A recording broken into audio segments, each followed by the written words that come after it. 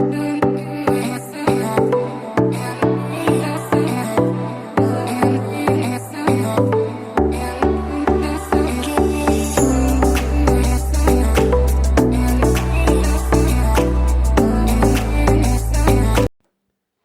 Friends, welcome back to my channel.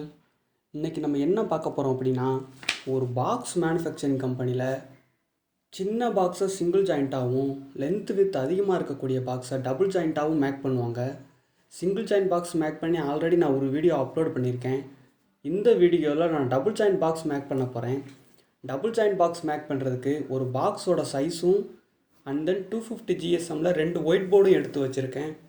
இந்த video உங்களுக்கு கண்டிப்பாக யூஸ்ஃபுல்லாக இருக்கும். இந்த சேனலை சப்ஸ்கிரைப் பண்ணாதவங்க மறக்காமல் சப்ஸ்கிரைப் பண்ணிடுங்க.